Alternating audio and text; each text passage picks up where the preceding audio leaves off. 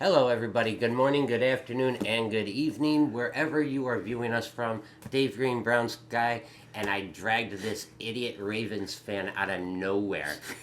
Hi, man. Hi, how are you? JD Sutar, Ravens. Hi, guys. AFC Northerners. It's good to see you. It's been way too long. Yes, it has been, but I mean, we try to keep you like tucked away in Yeah, the I know. corner somewhere, I'm but sure. I'm uh, sure. every once in a while, the guy manages to drag himself out. But now we're dragging this out, so whatever.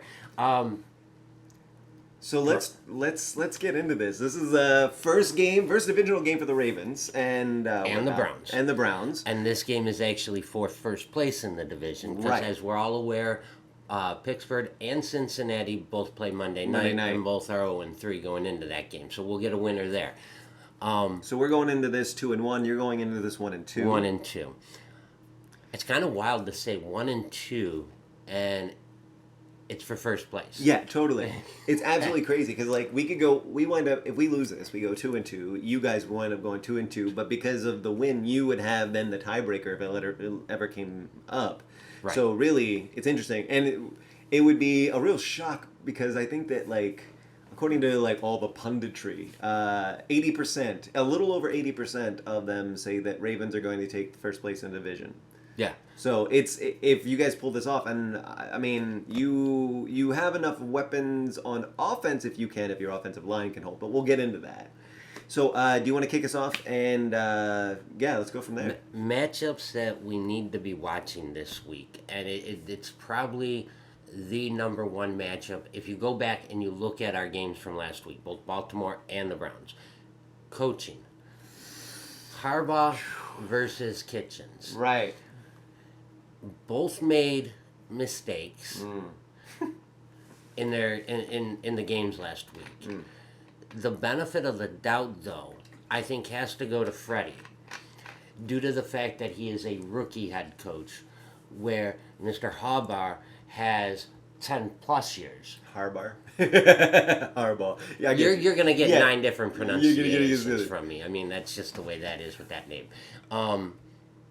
So yeah, you've got 10 years versus a new coach, and you've got a coach with a lot of talent there too. I mean, on offense specifically, like and even on defense. Myles Garrett's there. You've got obviously two star wide receivers, a really good productive running back in Chubb. If your quarterback can throw the ball within 2 seconds, you're pretty good. You've got a decent QB, a Heisman Trophy winner at the very least. Offensive line is our issue. And when you talk about like the key matchup, we're saying is the head coach versus head coach. That secondary key matchup will be your guys' front seven versus our front five. Our front five is not good at all. There's Treader, he's solid. Batonio, he's solid. And then after that, it's really? Yeah, it's I don't recognize some of these names. So like after that, I would say that you're totally right. I agree that your offensive line has given you a lot of problems. When I was going back and watching some of the games, obviously our rushing defense is probably if not the best in the NFL, one of the best in the NFL. I mean, what we're allowing on like rushing is so small. Right.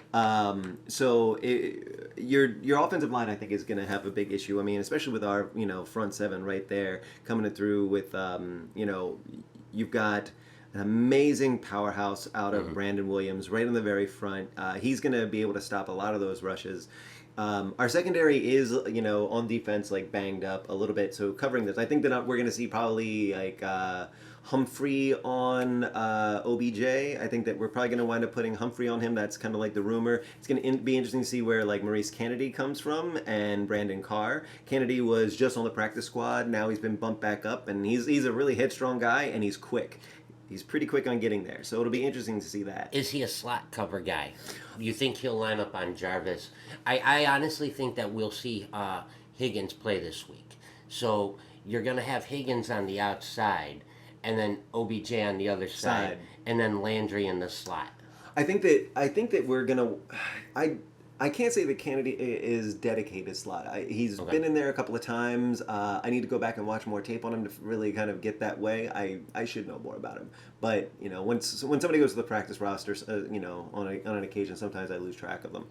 But I would say that I would look for more Carr towards Landry. Okay. I think, but I really do think that it also depends on the schemes that are being run.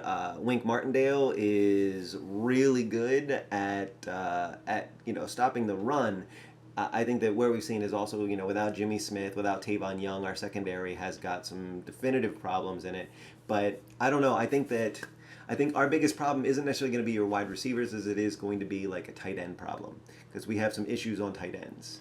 That will free up Seals Jones. Yeah. And Harris, Dimitri Harris. Okay. No Njoku. He's, I'm guessing, done for the year. Yeah. There's been I was no so sorry to hear that too. Well, it sucks in the regard that, it takes away his second, third season, whatnot. But I think it'll help Baker in limiting the amount of people that are out there that he has to feed the ball to. When you think about it, okay. you got to get OBJ the ball. Mm-hmm. You have to get Landry the ball. Mm-hmm. And then you were talking about Njoku there. Chubb needs to get the ball. Yep. And then we're going to get Higgins back this week. He's going to have to get the ball. And then next week we'll get Callaway back. It just takes away one extra mouth that he needs to feed. And it should help Kitchens, going back to the coaching aspect of it, it should help Kitchens game plan better, knowing that there's not an extra person that makes sense. He has to to have the ball. And I mean, sometimes you see that in quarterbacks whenever there's too many options and you just don't know where to go to. And I think that this is year 2 for him, right? So this game will actually be year 2, start of his second season. Yeah. Last week we against the Rams, it was game 16 of his NFL career. Wow. Numbers wise, he's ahead of a lot of really good NFL quarterbacks. Yeah. As far as the numbers go, it's just the play with him is very sporadic. Yeah. That's an offensive line issue. That's a chemistry issue. Beckham didn't play all preseason. Landry barely played all preseason. The chemistry was really formed last year with Baker and Higgins when they were on the second string. And just touching on that real quick, it really shows that chemistry, is a thing that you have to continuously maintain. Absolutely. For all of those thinking, he's got chemistry once. That's not always the case. Sometimes after the season, people grow, people change. They may wind up thinking about something in a different way. They don't really communicate as well, or they communicate less, or they think that you've got it, and then you lose chemistry between your wide receivers, your quarterback, your runners. Or when you're bringing in a new player. Totally. The way Absolutely. we brought in the new skilled position guys. Landry was there last year.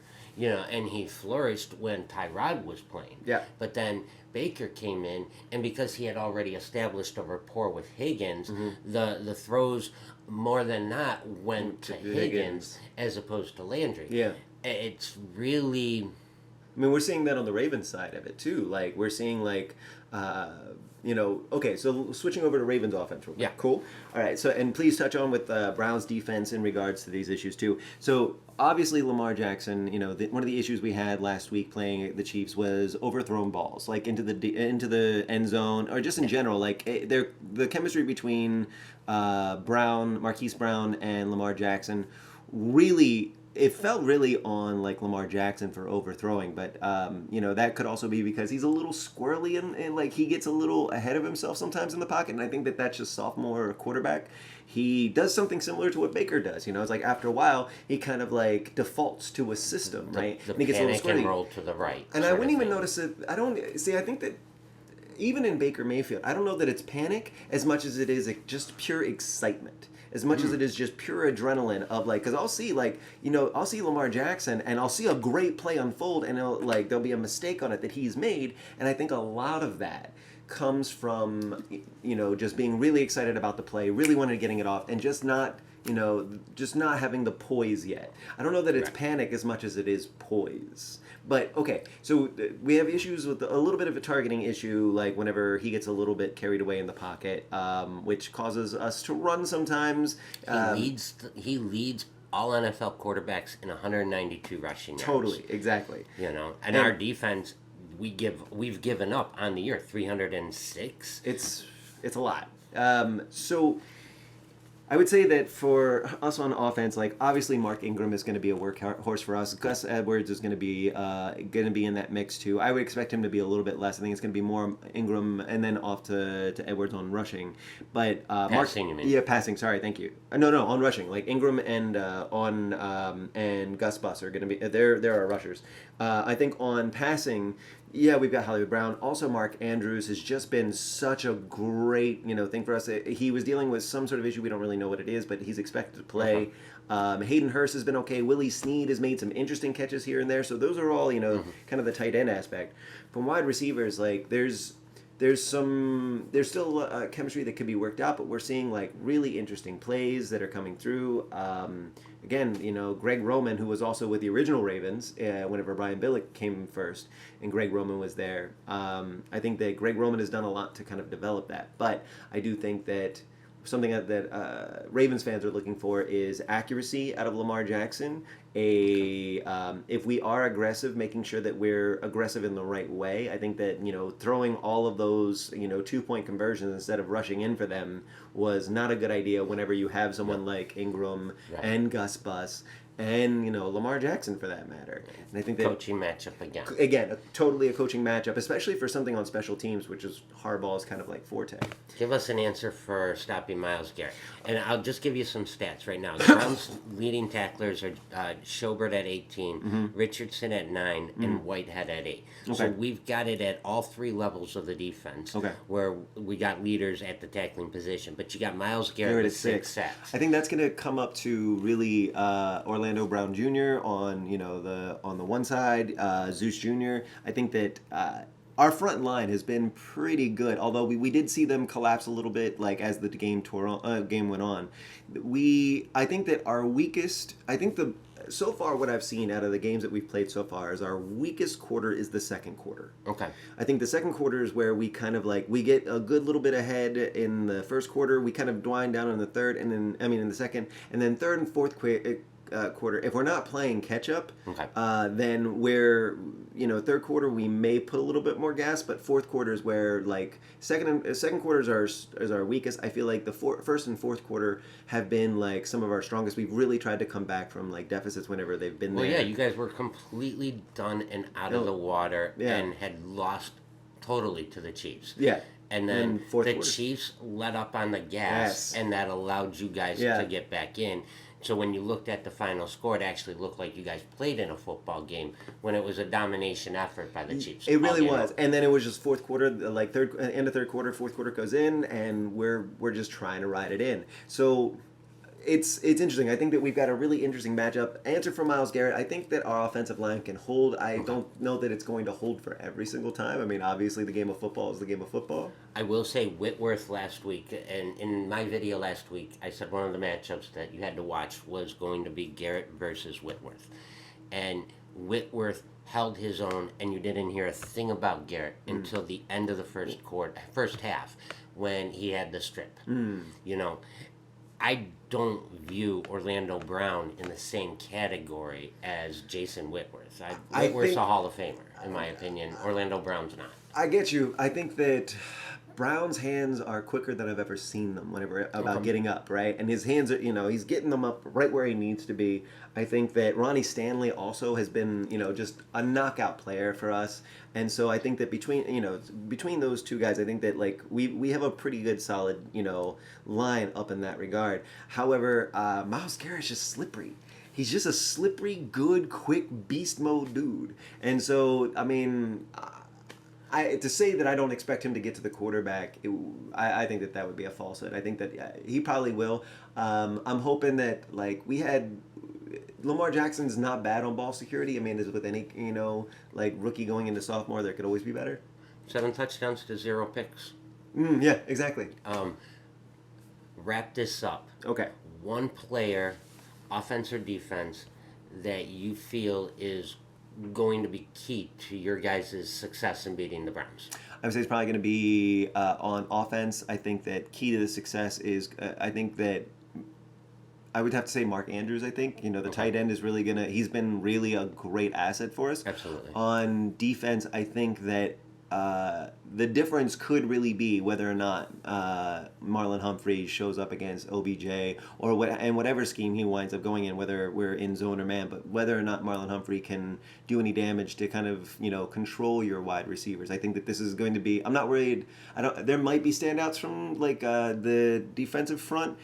I totally expect to see like us try to get to your QB, especially with the fact that like your offensive line has had some issues. But again, if you're under that 2 seconds and he gets that ball out, it's not going to be a matter of the defense in the front. It's going to be about the secondary in the back. And I think that that's going to be the key, is like whether or not your guys are able to get that snap off and the ball out before our secondary has a chance to get to where it needs to be. And I think that Marlon Humphrey is the one that's going to be a lot of that responsibility is going to fall on the shoulders. That may change on game day. You may see Brandon Carr take up a lot of that slack, but I think that Marlon Humphrey's the guy to watch on this one. Okay. What about you? Defensively, I think you probably will keep Garrett for most of the game in check. So I'm saying Olivier Vernon. Okay. And then offensively, I think we're going to see a lot more running of the ball, so I'm going to say Nick Chubb. I think that it's going to be interesting to see exactly what how Kitchens plans against the Baltimore run defense, because we are so stout there. Like we've allowed so little yardage on that. I think what did I have in my notes here? We are second in allowing, so it's 60.3 yards total. So far have we allowed for rushing. So that says something about like our run defense. Real quick, to wrap this thing up, final prediction on the score. Putting it on me first. Okay, I think that this is going to be a little bit more than a one-score game. I think it's probably going to come down to like 7 or 9 between. I think that I think we're both going to get up there. So I think it's going to be 29-20 Ravens. 29-20. Browns 30. Baltimore 27. I think when you go back and you look at last year's last game of the season, I think we're still that evenly matched, and I think it's going to come down to a last possession. My prediction, 30-27, the Browns going to pull this one out in Baltimore. He's got Baltimore holding strong in Baltimore by 9. Mm-hmm. That's our prediction. Thank you guys very, very much for watching us. It's been so great to see you guys again. It's been really fun. I really appreciate getting a chance to come back to this for a little bit. If you have not checked out Mark Herman, a.k.a. LA Bengal Fan, he posted his video last night, so please check him out, and hopefully we will get either Gabe Bellotti or a Chris Atkins video. Or any Steelers fan. Any Steelers fan, really, because ours have been MIA. They're scared. Very true. They're scared. They're so scared. They don't want to talk about Pittsburgh. I know, right? Oh, poor little Connor.